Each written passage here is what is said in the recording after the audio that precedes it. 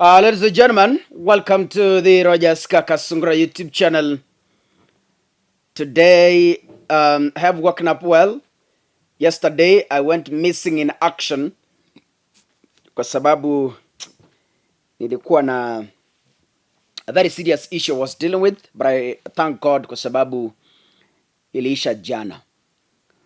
Kaka, I raised a red flag when the Kenya Kwanza appointed a team that was going to engage the Azimio team. I asked myself, how can such a list can sit in the same table with Otiende Amollo? You remember me saying that Otiende Amollo being elected a chair to go and engage the kind of team I saw from Kenya Kwanza. To me, I felt like it is a humiliation to Otiende Amollo. And it has come to pass. The people who were elected or were appointed from the Kenya Kwanza team were just a mockery to Azimio. Because when you look at them, they are newcomers, and one of them actually a Jubilee member of parliament. So to me, it sounded like Kenya Kwanza was entirely unwilling for the bipartisan talks. Why?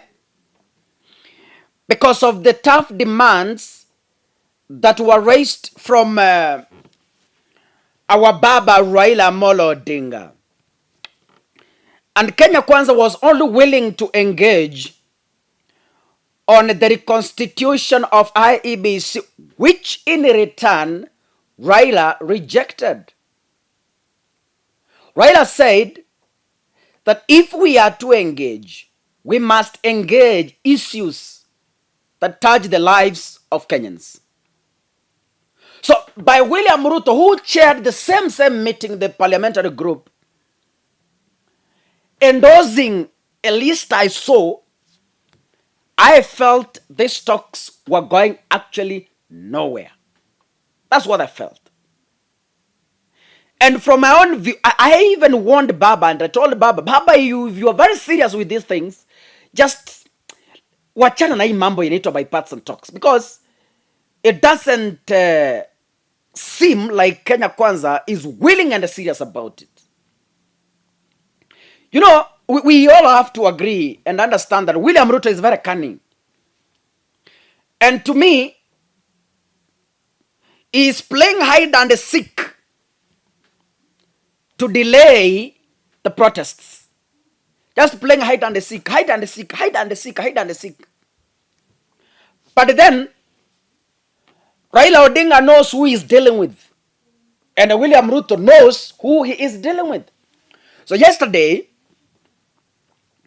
the Azimio committee met, and the chair, who is the senior counsel, Otiende Amollo, said, we are serious minds. Because when you look at Otiende Amollo, when you look at people like Emilio Odhiambo, when you look at, these are guys who are very serious with what they are doing. They are people who have ever been serious with their work. So yesterday in a press statement, Otiende Amollo said, we are unable to reach the Kenya Kwanza. Why? They have not presented a leader from their team. You know, Otiende Amollo is the chair of the Azimio team, meaning he is the leader of the team. Then Otiende now was raising a concern that they are unable to reach the other side because up to now, they have not produced the chair of their meeting. So Otiende Amollo said, to me, these people are not serious about it. So in short, Kenya Kwanza waliogopa. Kenya Kwanza waliogopa to face the Azimio team on the table. And you know, there's one thing that Kenyans don't know. William Ruto operates as a one-man solo. He doesn't trust another person to represent him elsewhere in such a serious talks. He feels like if it was possible, he'd be there himself. But because he cannot lower himself to that rank, there's no way he can trust the team that was selected to engage on his behalf. He can never do that. William Ruto is a leader who is present at every single meeting that happens. Why? He doesn't trust anyone. He is insecure in all sectors. That is why you see him hata kwa mkutano ya kupanga kitchen, he must be there to ascertain the number of kgs ya sukari inanunuliwa, because he cannot trust anybody. Hata kwa mkutano ya kwenda kununua chakula, he must be there ndio ajue the number of kilos ya nyama inanunuliwa, because he does not trust anyone. Mnaweza mwambia kilo 10, kumbe zinahitajika kilo 5. So there is no way under the sun that Ruto was to trust the freshers that were appointed to go and engage Azimio on his behalf. That was just, ilikuwa tu yani, for the sake of appointing, yeah?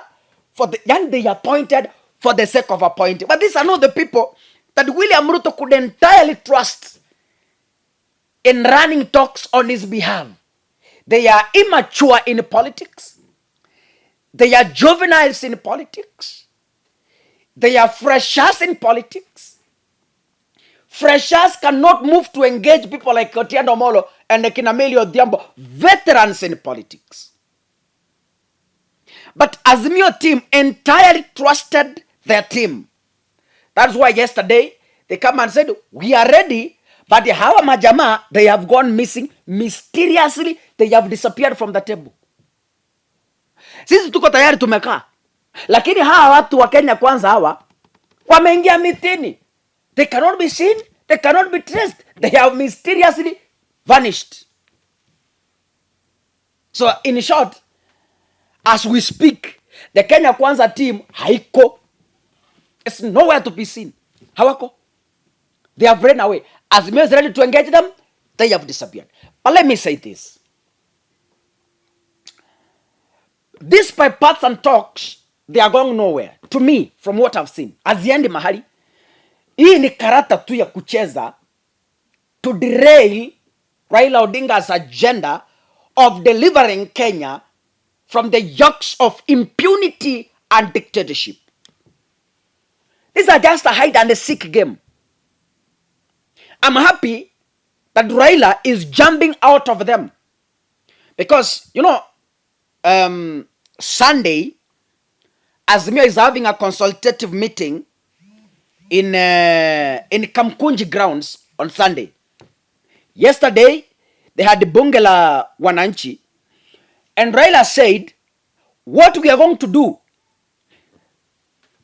bipartisan talks are going to run